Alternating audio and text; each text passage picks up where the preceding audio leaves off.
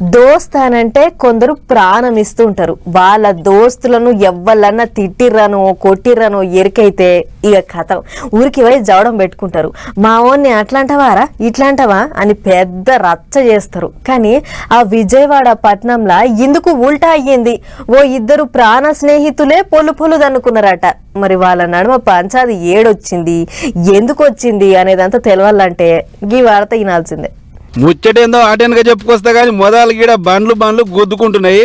మరి ఏ బండి దాము ఎంతుందో చూద్దాం. తలుగు తాకి తీయాల బంపర్ గింపర్ అన్ని ఊసిపోవాలి. కానీ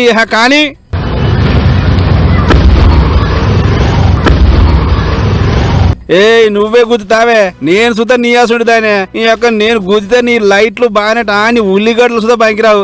ఆగు జర వెనక తిప్పుకొని వస్తాను, ఆగు.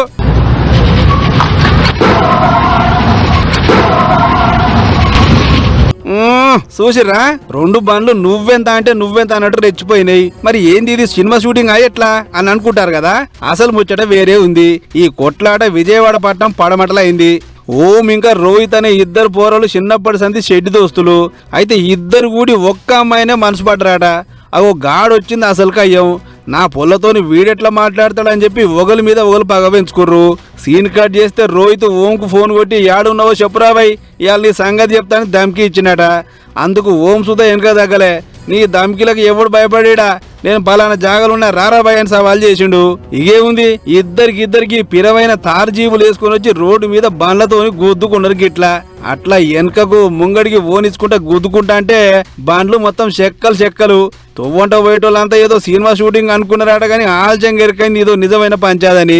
అట్లా బండ్లు దాకించుకున్న వాళ్ళు ఆడికించి వెళ్ళిపోయారా అంటే లేలే, దిగి ఓ మల్క రాడ్లు అందుకొని బండ్ల అద్దాలు వాళ్ళ కొట్టుకుర్రు. ఇంతలా పోలీసులు సీన్లకు ఎంటర్ కాగానే రోహిత్ అంటోడు బండిసి పెట్టి పారారు. ఓం అంటోడు దొరికిండు. దీంతో న్యూసెన్స్ కేసు కట్టిన పోలీసులు బండ్లు సీజ్ చేసి పరారైన రోహిత్ కోసం జల్లెడబడుతుర్రు. అన్నట్టు ఈ పంచాయతీ అయితే ఆ పొల్ల బండిలే ఉందంటారు. అంతేకాదు లొల్లి పెట్టుకున్న ఇద్దరు పొలగాళ్ళు బడాబాబుల పుత్రరత్నాలట. అయినా సరే ముచ్చట్ను సీరియస్ గా తీసుకున్న పోలీసులు కేసు సంగతి దబ్బిన చూడాలని చెప్పి తయారవుతున్నారు. చూడాలి మరిగా ఏమైతుందో.